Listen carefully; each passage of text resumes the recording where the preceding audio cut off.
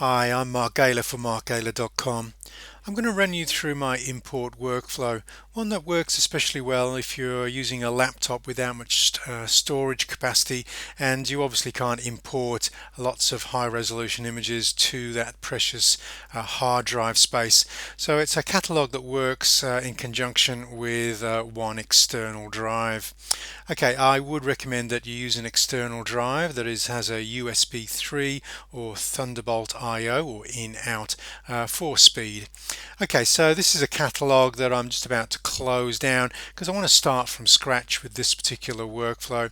So we'll just come down to File and choose New Catalog.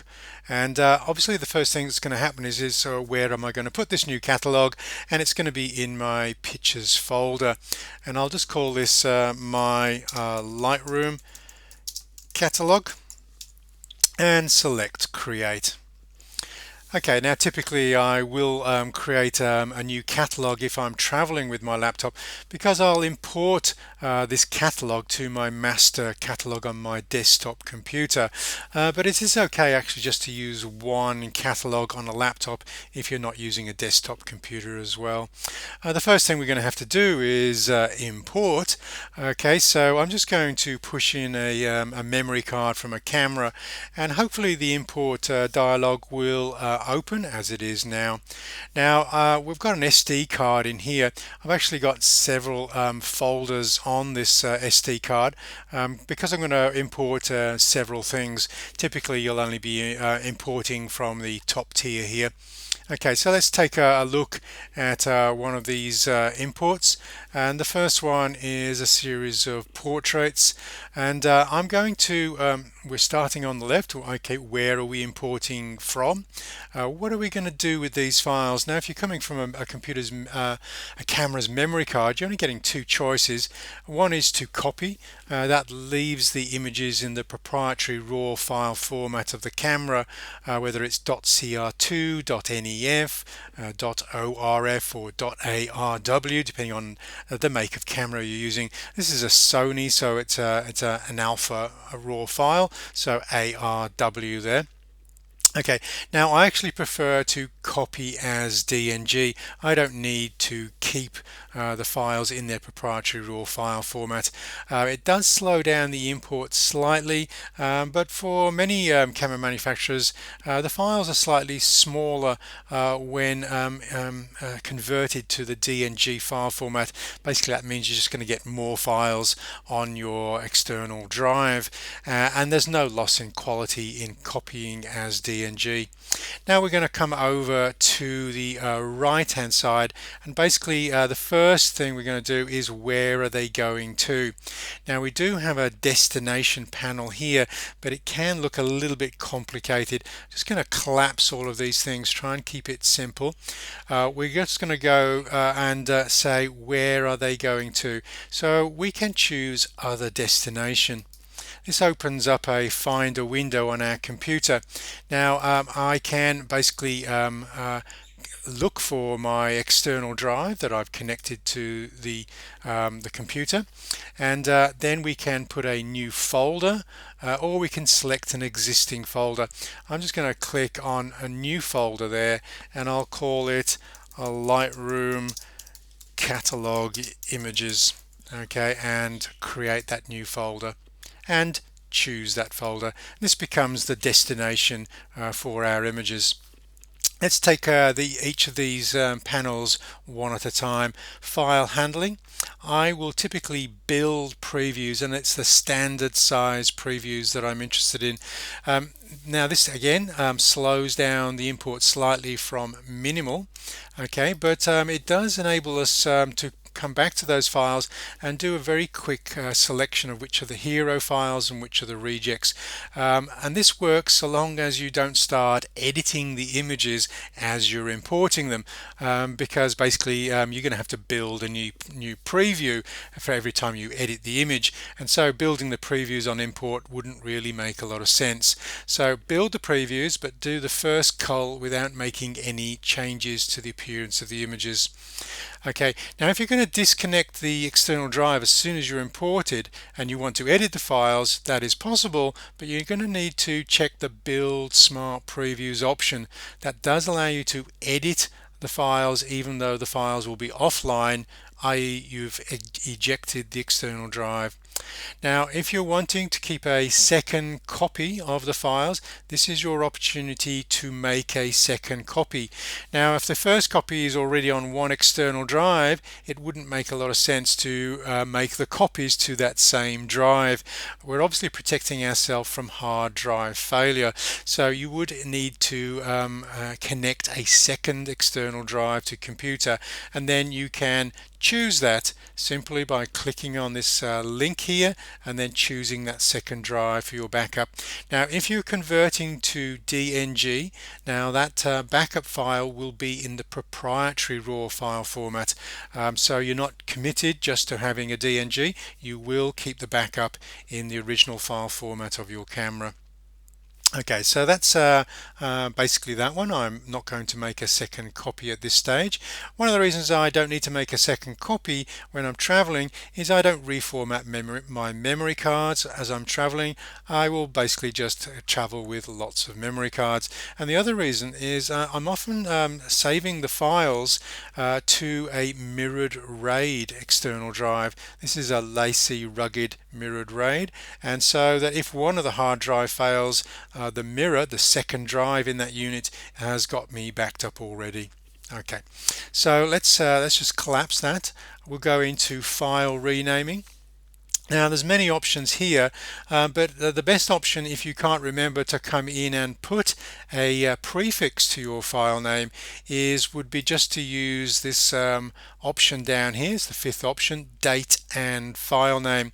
The reason we do need to rename our files is eventually your camera will go around the clock and you'll create a new file with the same file number as you were a few months previously, and so we need to make those file names unique, and one good way of making those file names unique is simply to add the date in front of that image. Okay, so that's file renaming, and my recommendation there is date and file name. Okay, so let's coming down to we'll come back to this apply during import last. We'll go to the destination first, and let's just take a look at where these are going. Okay, I'm just going to collapse some of these boxes, or I'll just cycle up. We're actually coming down to the external drive, and we're choosing the Lightroom catalog images on that external drive. Now at the top of this destination folder, we're going to choose organize by date. Okay, and the date format that I'm going to choose is the second cab off the rank here, which is a year. This basically will become a subfolder inside of my Lightroom images that I created, that folder on the external drive, and then we're going to get the date of capture of the files. Okay, so that is my preferred option here. Okay, so we're just selecting the Lightroom catalog images down here on the external drive, and you can see it automatically creates that year date folder. These files I'm importing are from 2015, so it's automatically creating that subfolder there. Okay, so let's collapse that destination panel there and come to the final panel, and this is basically your apply during import. Okay, what I'm going to do is I'm going to apply my metadata template. This is my copyright info. Now if you don't have one of these already, then just go over to new. This will bring up this dialog, and what we're interested in is, I'll just collapse all of these to keep it simple again, is we're just interested in this one here, the IPTC copyright. Okay, and you're going to move that to copyrighted. Okay, you can put your copyright name here. I'm just going to do option G on a Mac. That creates the copyright symbol there. There is a keyboard shortcut for PCs, but it's I think it's about 4 keys, so I don't actually remember that one, but you could probably Google that. And then just put in Mark Gala. Okay, I will choose all rights reserved. There are variations of copyright, but all rights reserved basically is hands off. There's no exceptions to the copyright in this instance. Copyright URL will be your website, so www.markgala.com, and it's got a comma there, so I'll just change that to a dot, and then you'll just give your preset a name, which is basically copyright Mark Gala. Okay, so that's good, and I'll just cancel that out because I've already got one set up, and so I'll just select that from my metadata there, copyright Mark Gala. That ensures the copyright is written into all of the files on import. Now basically Lightroom will remember this import workflow every time you import. You won't have to do all of that steps every time because it will remember all of those settings. The only thing you really need to do differently each time is add keywords. Okay, so these keywords will help you find these images. So I'm just going to add at least 3 keywords that will help me, or key phrases that will help me relocate these files in months or years to come. And I always try and remember at least 3. You might even throw in a location there, and anything else that you will think will help you find these files. Now obviously you're thinking of keywords for all of the files on that shoot, okay, so because they will be applied to all images. Okay, and then we simply hit the import button. Okay, so what Lightroom will do is it's going to import them. As I can see, I don't have the backup location. I forgot to deselect that, so I'll just click OK. It's basically a reminder that those images were not backed up on import because I hadn't connected that second external drive. Now you'll see that there's 2 operations in progress here. It's converting to DNG and also building the full screen previews. Okay, so if you've got hundreds of images that you're importing, it's a good idea just to go off and grab a cup of coffee or make a cup of tea while that import process takes place. You don't want to start trying to go full screen on these before it's built the previews. Okay, so now we can go in and do an initial cull or rating of the file. So I'll just tap E on the keyboard, and this one is going to be a reject because she's half closing her eyes, and we'll move forward, and I'll give that a 1-star rating, and another 1-star rating, 1. I'm liking quite a lot of these, 1 and 1, and I really like that one a lot. I'll give it 2. Okay, and we'll just move across that one. Okay, so let's just go back into grid view. Now if you want to see those star ratings appearing, just remember if you press the J key on your keyboard, you're going to bring forward more information about those files. If you press the J key again, you're going to get even more information, and we can quite quickly now see the images that we've rated. If you ever want to filter down so you can only see the rated images, just go to the filter bar on the top. If you can't see the filter bar, you're just going to use the / key on the keyboard. That will hide and show, or you can come up to the top dialog and choose the filter bar from the view menu there. Okay, so I can just go into attribute, click on 1-star, and it'll only show me the images 1-star above, and then I can go in and start editing those maybe in the develop module. Okay, so let's take a look at where those images are actually stored. Okay, we go to the folders panel in the library. You can see I have my external drive. Okay, and we have the year folder that was created for us because of the option that we chose, and we can also open that up to see the individual date of that shoot.